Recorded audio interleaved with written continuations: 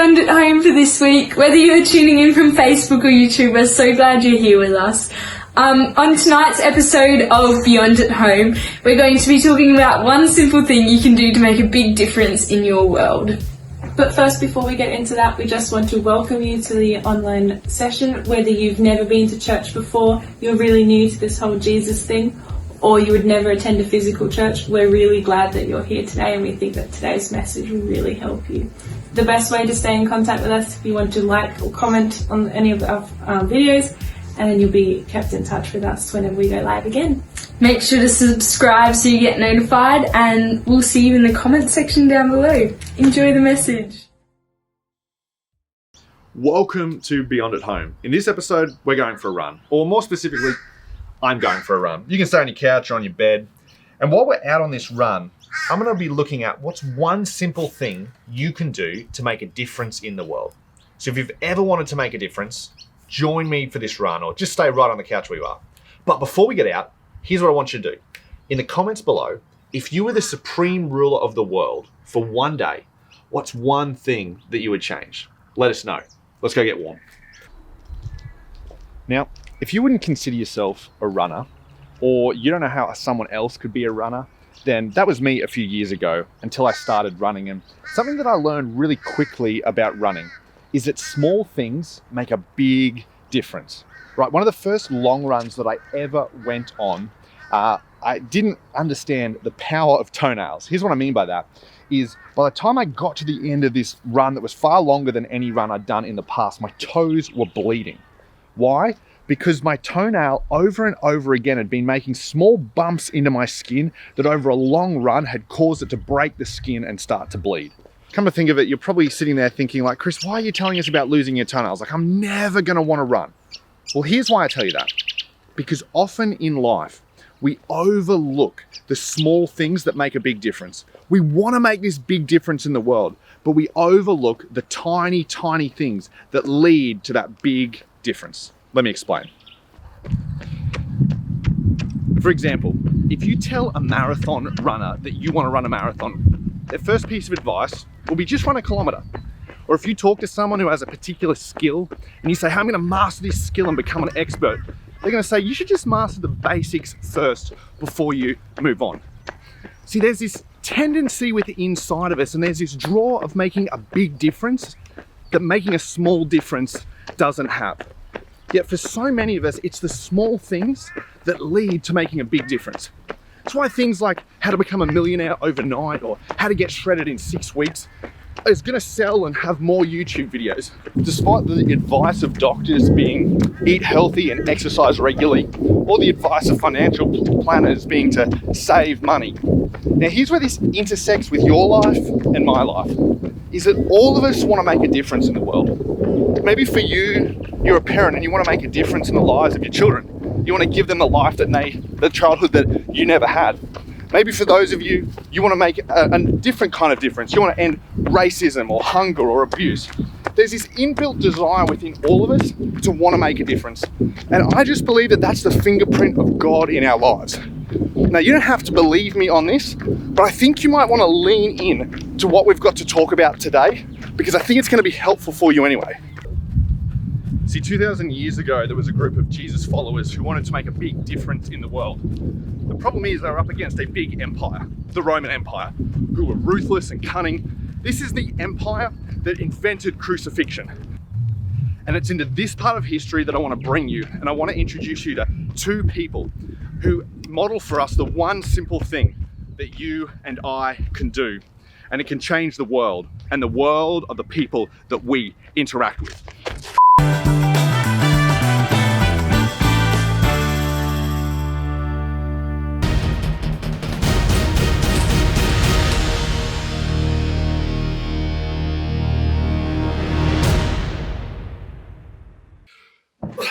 Now, the two people I want to introduce you to are John and Peter. And these are two of the biggest names in the Jesus movement ever, but especially in the first century. John is Jesus' best mate, and Peter is the guy that Jesus says is going to take over the Jesus movement after his resurrection. And one afternoon, both Peter and John, they walk into the temple for this afternoon prayer service. And while they're walking in, they walk past this man who is lame. Now, just so you've kind of got an idea in your mind about what a temple looks like, it was very different to our church that we would think of today, where it's a building, there's one entry point, there's one exit point. Think a little bit more like a shopping center. Okay, a shopping center, it's big, it's expansive, there's different shops for different things. Well, that's kind of what the temple was like. It was big, it was expansive, and there was different areas for different things. And as Peter and John walk through the temple on the way to the part of the temple where the prayer service is, they walk past this lame man. And Peter reaches out and he heals this man in the name of Jesus. Now, if you're kind of unsure about miracles and you're a little bit skeptical, I get it. Trust me, I really, really do. But don't get so hung up on it that you miss what's coming next, because what's coming next is so important. So right after this happens, people realize who Peter and John are and crowds begin to flock to them. Remember, Peter and John are kind of like celebrities in the first century, and this crowd just starts coming from everywhere to meet them. And so Peter uses this as an opportunity to tell people about Jesus. Now, this is kind of a politically charged environment because in this temple, the people who oversee this temple are the same people who only a few months ago sentenced Jesus to death. Took Jesus before Pontius Pilate and said, hey, we want this guy crucified. They were the people who, when Jesus was standing before Pontius Pilate, they said, if you don't kill him, we will cause a riot. And Peter and John were in the very same temple talking to people about Jesus. And so naturally, they get arrested. They're dragged before the council, but not before they spend a night in jail. Now, let me ask you a question. How do you respond when the things that you pray for, plan for, or hope for are threatened?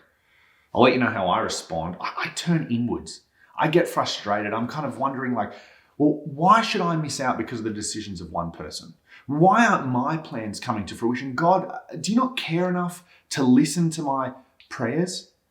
And maybe you feel a little bit the same way when the things that you plan for or pray for or hope for are threatened, that you turn inwards and you begin to focus on yourself. But two people who wouldn't be able to relate to you or to me would be Peter and John.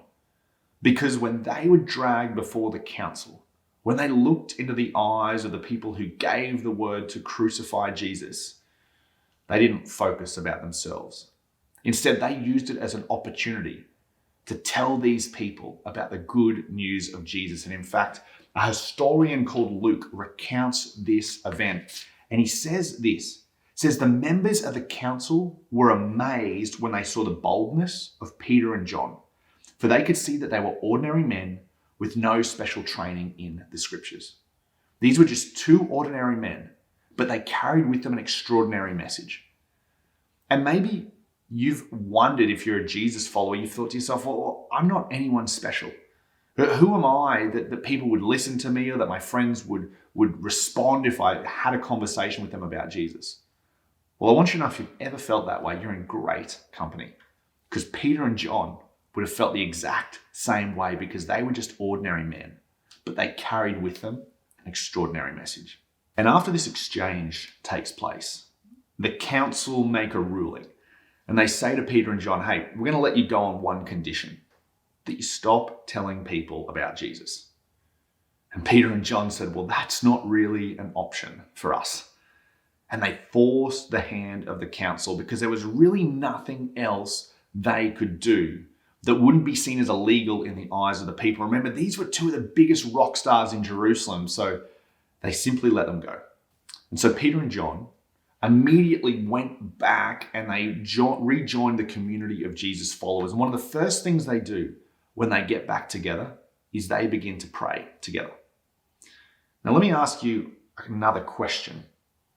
What do you pray for when the things that you care about or the things that you hold dear are threatened? Now, if you're not a Jesus follower, you might be thinking to yourself, Chris, I don't pray for anything when things that I care about are threatened, because I don't pray at all. And that's okay. Maybe you can answer the question, hey, what do you hope for when the things that you care about are threatened? And in fact, if you're not a Jesus follower, I just want to let you know that everything that comes next in this video, you can choose to apply if you want to. You can try it before you buy it, so to speak. You can kind of lean in a little bit. But if you are a Jesus follower, what I'm about to say next for us is not optional. We have no choice whether we apply this or not. So if you're a Jesus follower, what do you do when your job security is threatened? And what do you pray about when maybe you seem financially in trouble? What do you pray about when that relationship that you thought was the one is beginning to fall apart? See, Peter and John's life was threatened. In fact, they may very well have felt like they were living on borrowed time. They might have thought it's only a matter of time until the council finds a way to kill us. And I want to show you the thing that they prayed for. It says, "And now, Lord, hear their threats. Hear the threats of the council that are breathing down on us, and give us, your servants, great boldness in preaching your word." In that moment, they could have prayed for anything. They could have prayed for protection. They could have prayed for safety. They could have prayed for God to smite down the rulers on the Jerusalem council just so that they could have a little bit of reprieve. But they didn't. Instead, they shifted the focus from internal to external. And they prayed that God would give them the courage to do what they had been called to do: point people to Jesus. See, really, changing the world is so simple. I think if Peter and John were looking down this camera lens in your living room or on your phone or while you're out walking, I think they would say that changing the world is as simple as changing the way you pray. Now, I want to explain exactly what that bottom line means in a minute. But before I do, I want to give you our Form Monday for this week. And a Form Monday, if you're brand new here, is just simply the easiest way that you can engage with the content that we've been talking about in this video. Because we all know that listening doesn't change your life. It's engaging that changes your life. So this week's Form Monday is simply this: change the way that you pray. Here's what I mean by that. I'm not saying that you shouldn't pray about things that are close to your heart. I'm not saying that you shouldn't pray about things that are consuming your thoughts. I'm not even saying that you shouldn't pray about your family and friends. What I am saying is that when things we care about are threatened, there is this natural tendency to turn inward, to protect ourselves, to protect our families, to protect our livelihoods, and that's completely natural. But it's not the example for the way that followers of Jesus are called to pray that we get from Peter and John. Peter and John actually give us an example of someone that when life was threatened, their very lives were threatened, they turned from inward and pushed outward. And in case you're wondering, like, well, Chris, how specifically would I change the way I pray? I want to give you a second Form Monday that's going to get really, really granular to help you do that. And that Form Monday is I want you to pray for courage. Now, I was speaking to a friend of mine recently who's also a pastor, and he was talking about a Zoom call that he was in recently. And let's be honest, we've all been in a whole bunch of Zoom calls lately. But in this Zoom call, they had a special guest speaker, and no one knew who this guest speaker was. And the guest speaker came online about half an hour into their call, and it was a pastor from the underground church in Wuhan. And what's incredible is that while meeting physically has been a challenge for a lot of us in Australia, and for those of our friends who are now tuning in Japan and in America, first of all, thank you so much for tuning in. We're so glad that you would engage with us here at Beyond. But for us, it seems weird to not be able to meet physically. But for the underground church in Wuhan, it's illegal to meet. So they have never had an issue with meeting physically. But he did say, this pastor, that they did what everyone has a natural tendency to do when disaster strikes. They looked after themselves, they looked after their family. And this one particular pastor said that he was reading this account of Peter and John, the same account I've read you. And his church began to change the way they prayed. Instead of praying that God would protect themselves, they prayed for courage, that God would give them a boldness to see needs that they hadn't previously seen. And he said in that moment, a strange thing happened when they started to pray for courage as the church, that time actually began to speed up.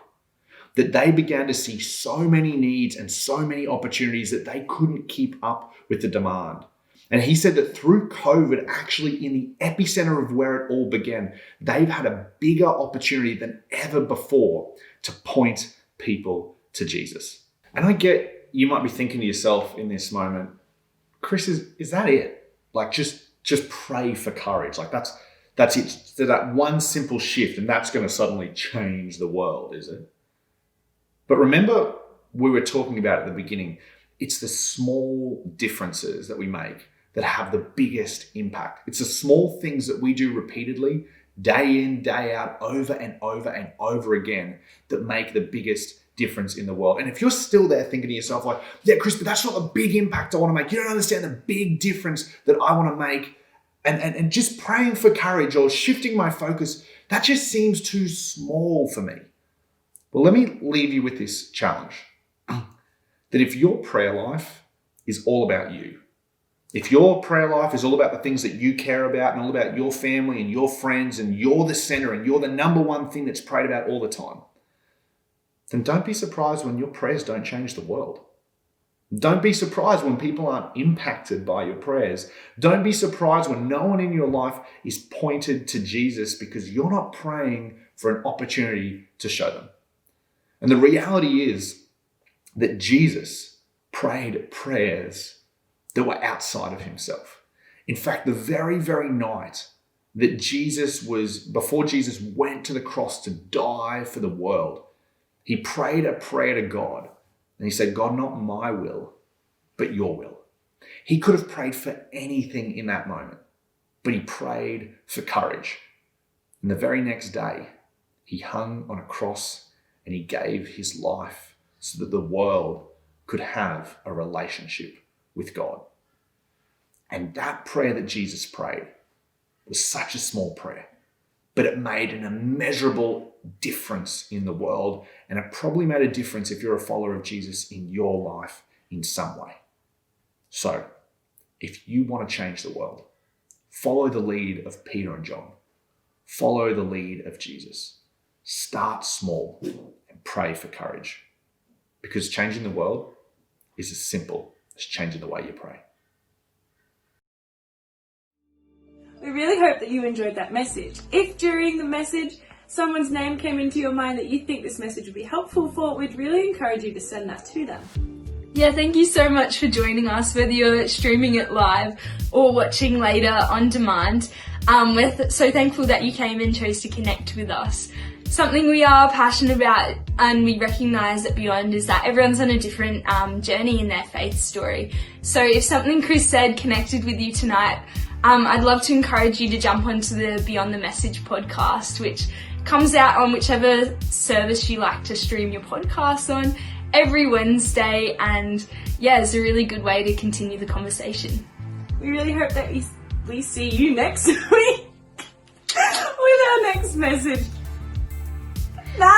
See you!